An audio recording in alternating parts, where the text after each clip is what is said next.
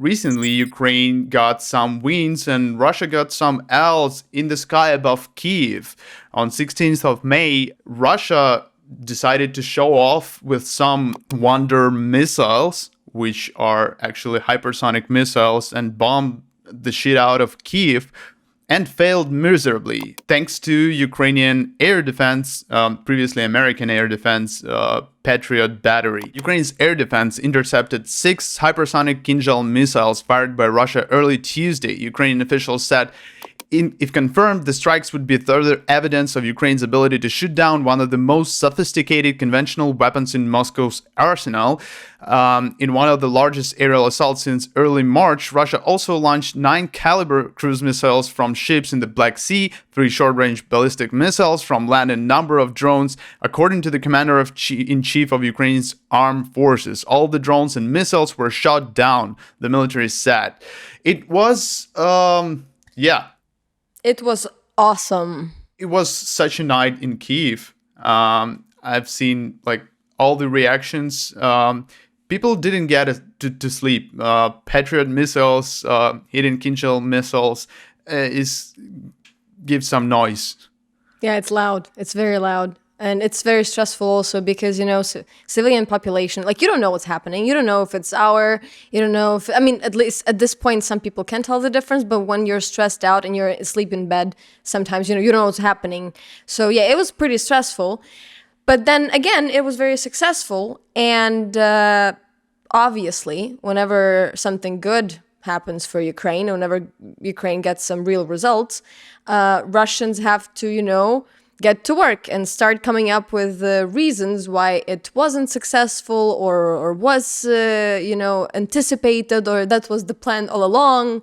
So what happened was, first they were silent for a good couple of hours, right, Mark? They didn't say anything. They were like thinking, and because generally it is known and it has been advertised for everywhere in the world that, Russian Kinzhal missiles are indestructible. You cannot strike them.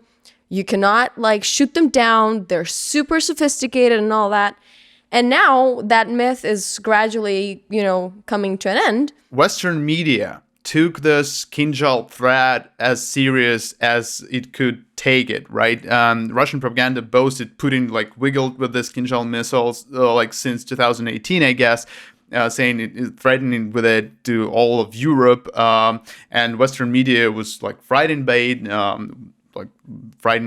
for escalation, etc., because apparently they thought that American Western air defense couldn't deal with it, and it appeared it could suddenly. Yeah. So what happened was they started bringing up this whole idea that, after all, the missile strike, the assault was very successful because according to Russian state propaganda and according to Russian opinion leaders, what they said was that they destroyed a Patriot system in Kyiv, and therefore the assault was rendered very successful.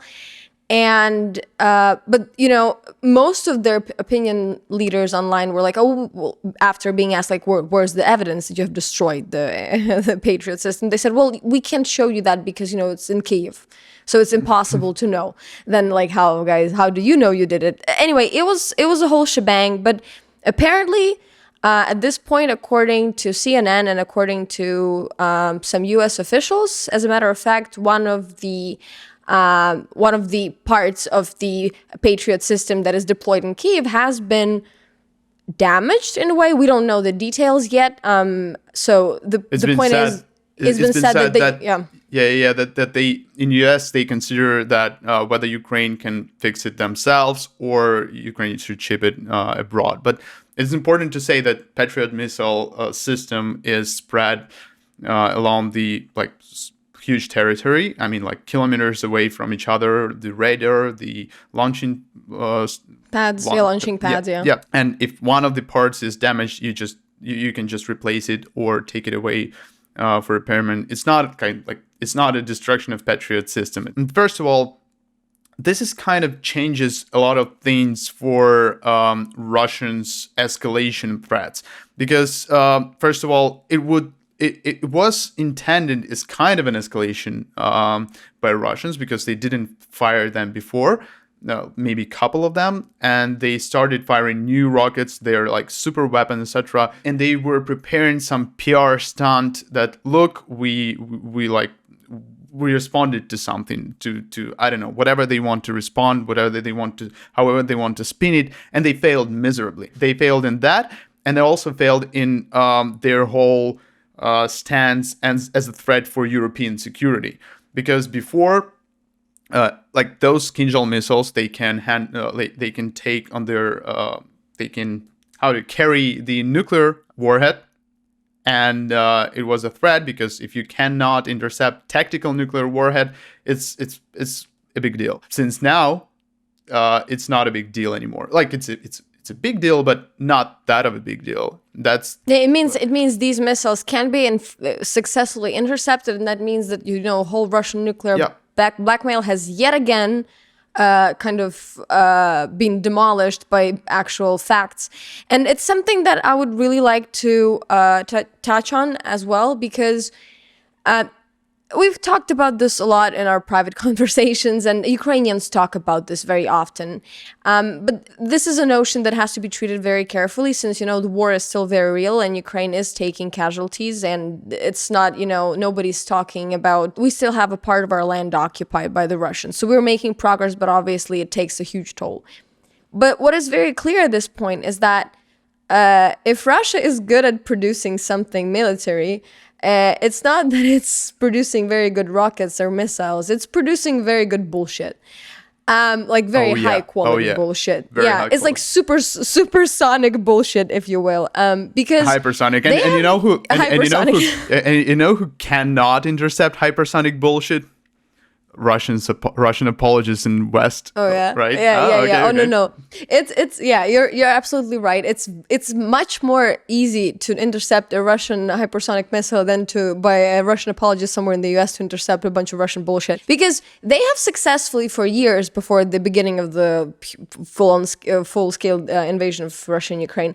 Everybody was freaked out about everything that was about Russia, ooh, the second biggest military, ooh, these hypersonic rockets, ooh, they have these amazing jets, ooh, we should, and kind of it motivated the West also to kind of, do what they do and develop their own very good, and obviously, as we can see now, very reliable weapons and very reliable systems. I don't remember, maybe I missed something, but I remember like US going on air and being like, our Patriot system is like so awesome that it's, we can conquer let's do it again. Like, like Russians do it, like we can repeat World War II. With our defense anti-aircraft system, we can like dominate. No, they just did their work. I think that's a policy. They always understate the capabilities of their weapons so that their adversaries would prepare for less, right? It would make sense. That's what you do when you want, that you actually care about defense and not like PR, because like you don't Photoshop your penis, because at some point you will have to meet the girl. Everybody's gonna find out. yeah, and somebody will find out. And you know what? It's a very good analogy, because you know what happens? Girls talk. They tell each other stuff.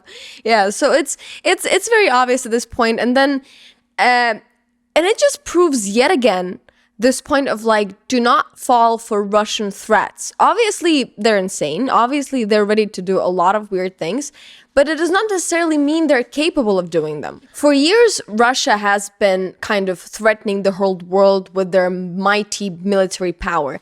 And Ukrainian-Russian war has shown that even though how, this power can be of great magnitude, and they do have a lot of, foot on the ground, they have a lot of they do have a lot of resources, but still it's manageable, it's doable. Given the right resources and given the right equipment, this kind of threat can be deterred.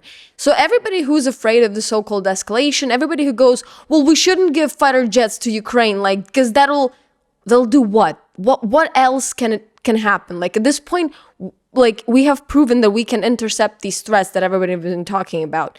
So there is no way to kind of be scared of Russia blackmailing the whole world because it's for the like it doesn't have anything underneath it. They're exceptionally great at producing bullshit. So it's yet again another example of that. Russian escalation threats don't mean that you should stop fighting for democracy in the world, for freedom, for countries like Ukraine, because it is essential for the world's well-being. If you want fascism all around the world, then okay, go ahead. I don't think you do, and that's the point. And also, if you're Western media, news website or something like that, stop posting some bullshit phrase, and then Russian MOD says, like Russian Minister of Defense told. It doesn't, stop. Just don't do that. It doesn't matter.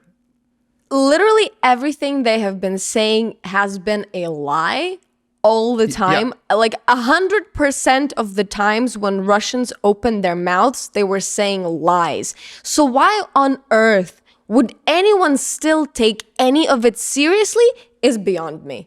Yeah. Just stop. Just don't. Just do new policy. Don't that's it. And that's it. Just don't. And you will see it will be much better. Like the world will be a better place without journalists taking quotes and writing them into the titles of their news from Russian officials. It will be much more fun. Speaking of taking quotes from Russian officials, we have some other stuff. Well, obviously, their Ministry of Defense have reported that they have destroyed everything and that their assault was very successful. Oh, yeah. And then every single opinion leader was like, oh my God, one more like Wunderwaffe in German appeared to be like mortal. It's essential just to pick a key, good going. They intercepted every Patriot missile whatsoever. Like they did it, all of them. All of them. This is what the reality they live in. It's not. Just stop quoting them. It's useless. It means nothing. It's not a real country, is it? Like they don't exist. Do you know anybody who's been to Russia? Like I don't know anybody. No, do they even exist? I don't know. I don't know any Russian at any point. Like it's just an AI generated country. I don't know. Bullshit country. Yeah. Talking of AI generated stuff. Belarus I love president. The transition. Belarus President Lukashenko is apparently very sick, and which is not a good news, not a bad news. He just is. On Belarusian state TV recently, where he tried to look good, but he just looked like Madame Tussauds sculpture, and it was kind of like funny thing because like. For those of you who don't know, Lukashenko is a fucking bloodthirsty dictator who killed lots of people, did horrible things to protesters, and generally very bad person, and also helped Putin invade Ukraine. He became like as a kind of a subject in Belarus. Like he used to be a president there. But now he's just like took on this role of this proper Russian proxy that for years has been just doing Putin's bidding. And that was his entire function. He was like locally managing Belarus on the behest of Russian Federation, which is just, that's what it is. And so he looks dead. Yeah. Here's a photo of Lukashenko. Lukashenko here looks like he's resetting to default settings. You know, like he's like, okay. Yeah, something's restarting. Like the system update did not go that well. If he dies, and he could die because he's old and evil, although that's contradictory. But he's old and evil, and we hope he dies. But anyway, it could be a bad news for us, or not really good news, because there is nobody in Belarus who could take power. And apparently this vacuum of power would be taken by Russia. And if Lukashenko has been at least partially a subject, and Belarus was at least partially independent from Russia in some things, for instance, in participation of Belarus military in the war, if Lukashenko dies, and if it doesn't matter if he was poisoned or if he dies by himself, well, probably Russia will fill this vacuum, and it will be more of a Russian just region than country, even more than now. That's my expertise on Belarus. Don't like take it with a grain of salt, but that's what it looks like, right? Yeah, I kind of agree with you, and I believe it would just get officially occupied because, well, I think there are even like prepared agents in the Belarus who are like, at the time of Lukashenko's death, like, well, what do we have to do? We can't rule a country, and we can't have elections in this time, war and everything. We should just we'll figure it out later. Let's just, invite Russians to kind of take on power, have this like transition government, and then it's going to end up badly because, and strategically and, in terms of a territory, like territorially, that would be just a better situation for Russia on the front line. So I think that's why it's bad news. And also, I have this kind of a weird opinion that is, first of all, I wish someday that Lukashenko actually, bore the responsibility for everything he did. So like a peaceful death somewhere from old age is something that I do not wish upon him. Absolutely. But then again, like, he deserved he deserves still and he deserved always a pretty good freaking revolution in Belarus. Sadly, those who could actually perform it, those who could actually, make him pay for his crimes, they're either dead or in prison because of him, and there's nobody left to do it, or abroad somewhere. Leave the country. So I really do not wish, for this to happen this way. But then, again, it wouldn't be if Russia is somehow involved, by the way, and if Russia somehow would be connected to his feeling bad or to his sudden possible death, by the way, it's a very interesting signal for other presidents who are loyal to Putin. Oh, yeah. Because if anything, Lukashenko is the most loyal of all of them. Even like Orban wants to be like Lukashenko. We know he really wants to fill these shoes. But now he should think, because look what happens. He should get really worried. All in all, even though things would probably change and maybe not for the better, Lukashenko has been pretty dead as a political figure for a long time ago, so now it's just his physical body kind of catching up to his political status. It's just a balance. I can't imagine, like, what's such a, like... What's the point of Lukashenko? Like, why Lukashenko? Why? God, why? Why this guy? Why the mustache? Why the tractor? Why does he has to be like? It's so unnatural. And if you know Belarusian people, it's so not. It doesn't correspond to them. They're like it's weird. They're generally nice, but this is a very good illustration because. This is exactly a very good illustration of what a party career man looked like in the Soviet Union. Oh, yeah. Like, it's a typical Brezhnev type. Putin is different. Putin is like this modern day crazy villain person. Yeah. Kind of intertwined. Like, they have all of this like technology and Skolkovo, and it's very... it's all quote unquote, like very progressive and high tech and stuff. And Lukashenko is just this old communist party career man with just like nothing going for him. Just like, he's a nothing leader. It's a nothing country because of him. And this is what they should teach in schools in the West. Like, this is what would happen if USSR was allowed to continue. Yeah, and it is also a good example of what happens when you just elect a guy who's radical. He was radical back then. Who doesn't care about democracy, right? Who doesn't care about freedom of speech. Who kills his opponents or imprisons his opponents. Don't do that, or you will become Belarus, which is a nothing country right now. Like, all good people left Belarus or in prison. There is no culture. There is no economy. There is no...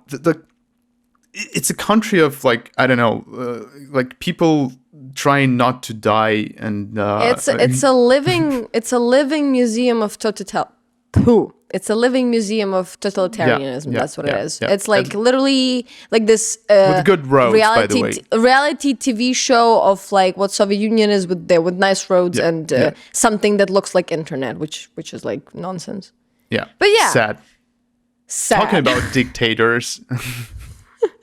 The smooth transition into we're going back to going from old senile dictators to young kids on Discord yet again.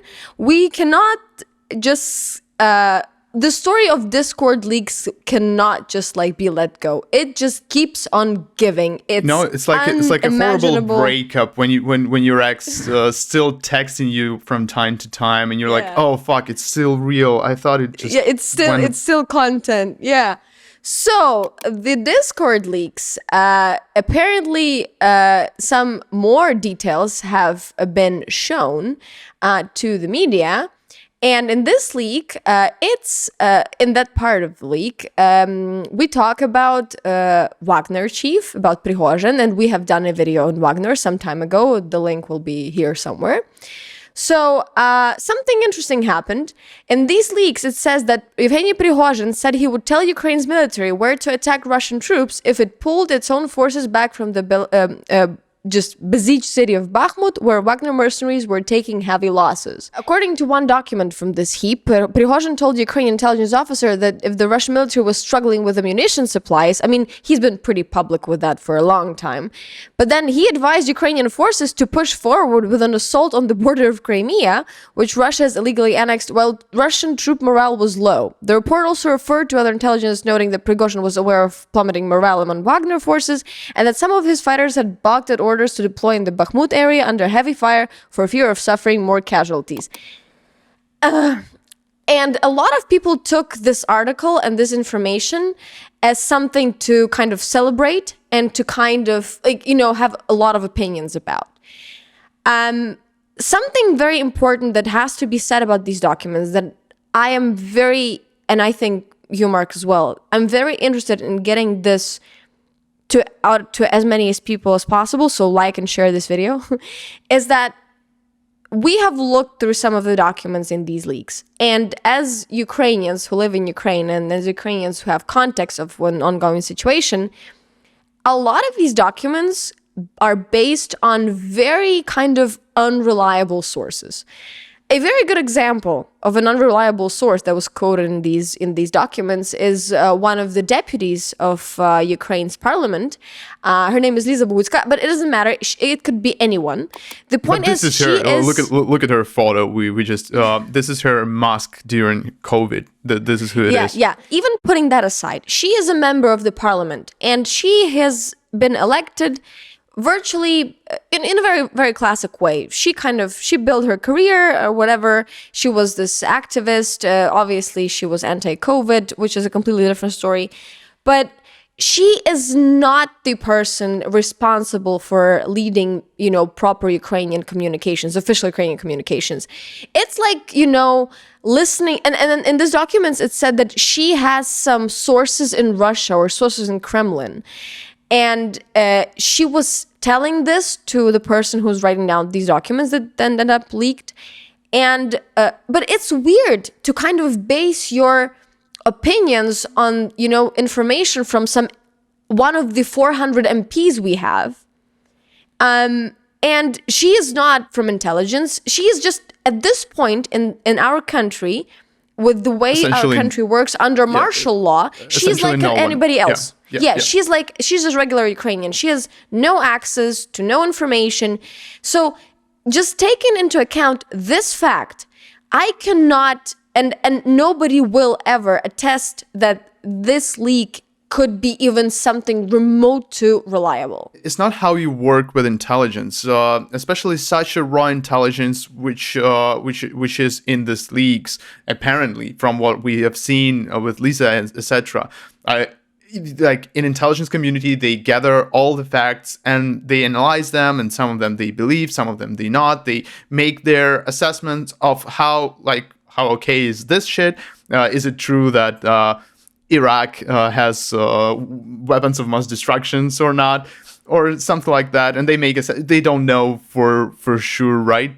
They make a assessment of this information, and this leaking of this raw information in the media, discussing it seriously, that like it doesn't, like, why he did it, like did he have some, like, who told the Pentagon or CIA, whoever, this information? Who's their source? Is it Ukrainians? Is it Russians? Is it some cable interception? What was it? How reliable is that? The point is, yeah, that these things are very raw. Yeah, and these things are very raw. It's not for, like, it's not some kind of I don't know. It's not some kind of revelation or something. It's just some kind of bunch of information which doesn't mean anything, and which American media makes look like a sensation to get some clicks. When you report on Prigozhin in Ukraine, or when you report about Maria Lvova Belova and her deportation of children, which we also made a video about, in Ukraine, you don't actually report on Ukraine. You actually report on these persons who are war criminals, who are nobody, like, who are just instruments in the hands of Putin, and you kind of make them like characters, like they actually matter, like they are the ones who are making the decisions, like they're not part of the system. Like, oh wow, look at this! There's some revolution cooking up in Russia. There's some war leader who's gone rogue, and he's opposed to Putin. Yeah. It's so hot. Let's think about that for a second. Putin's days are numbered, etc., etc. It's very hot. That's what you said. It's very hot, and this just seems like a very stupid kind of competition to find somebody who's going to be next president of Russia. Yeah. I mean, like, yeah, and why should we talk about it at all? Like, this is an illusion of the pluralism of some sort of democracy in Russia. Listen, first of all, there's something I would like to clarify. Whenever we talk about Prigozhin being the next president of Russia instead of Putin, it's like switching from Hitler to Stalin. It's not better. It's not different. And if that would theoretically even happen somewhere, it does not change much. It was Navalny before. They were like running around with Navalny, who is also a chauvinist and who hates Ukraine and has been saying some really regrettable stuff about Crimea and about Ukrainians. So now that guy's in prison. He's not talking that much anymore. We found another talking head, who's Prigozhin, who just can't shut up and keeps on spewing crap in his Telegram. And every single day somebody feels the need to reference. Yeah, we don't know why. He is Russian. He works directly with the Russian military, by the orders of the Russian military, doing the bidding of Russian Federation, which is occupation and genocide in Ukraine. And yet somehow we still differentiate him from everybody else. This is unfathomable for me. This is just crap. And then another thing that pundits online and some opinion leaders have been discussing, that, well, how is it possible that Ukrainian intelligence is communicate, like, again, we just told you that these documents are very unreliable. But again, if we even imagine that there are some conversation, some communication between Prigozhin and Ukrainian intelligence, you know what it is? It's none of your damn business. That's what it is. Like, and also, it's not sensation. Yeah. And also, it is not sensation. Also, it is true, because we know there are direct exchange of prisoners of war between Wagner and Ukraine. We know that for sure. And apparently, of course, you cannot do that without intelligence communicating with Wagner. Let's just think about the fact there are two alternatives in the mindset of Western media. First one is anti-Ukrainian chauvinist and imperialist, and another one is actually a war criminal who kills people with hammers. Like, this is what Russia produces, and you're giving this legitimacy? So talking about Pentagon leaks, if we still have time for that, they also leaked. They also posted a leak about Zelenskyy suggesting in his private talks that Ukraine could occupy some Russian territories. And it was, again, a private talk with his government and suggestion, which Ukraine didn't proceed with. It was a long time ago that Ukraine would occupy some parts of Russian territories because they are not that protected as parts of Ukrainian territories, which Russia occupies right now, and use that as a bargaining chip in talks with Russia to deoccupy Ukrainian territories. And it was a great sensation. And every escalation wonker, it blew out their mind. Look, Ukraine, aggressive, fascist, blah, blah, blah, want to occupy Russian territory. We told you so. And again, why the fuck this is a sensation? Some talks, some suggestion. We are on the edge of a genocide. We don't even know if it's true. If they're even true. Yeah. We don't even know that. It could be not true. Not everything which CIA posts in their documents is true, and even they know. It's not that. even about documents. We just discussed about that. This is just a heap of raw material. Somebody said somebody to something. Somebody said something to somebody. We don't know who that person was, how, intertwined they're with the security and intelligence. We don't know these things. We don't know who they're referring to. Maybe President Zelenskyy made a joke. He used to be a comedian. Maybe that was a joke. We don't know if that was serious or not. Or he suggested something and was advised not to do so because they didn't do that in the end. Right. You can suggest stuff when you talk, when you brainstorm. When you brainstorm about an ongoing war, you can say a lot of things. Yeah, right. But or people when took that when on as something very serious. People get killed on a daily basis, right? You can emotionally say something, Absolutely. Yes, something How is that a crude and something, right? But no, Washington Post needs some clicks because Jeff Bezos is not rich enough,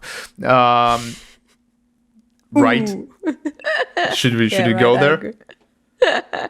We kind of just did. Since we said some unpleasant stuff about American intelligence today, probably, and American journalists, probably we won't get funding from CIA next time, and we will need your donations very much to continue this show, right? Yes. Am I right? Yeah. So we're gonna get fired from CIA, and also we will need your engagement. So like our stuff and write a comment below. And what do you think about everything we said here? And donate us money. Give us some of your dollars. You have some of them, right?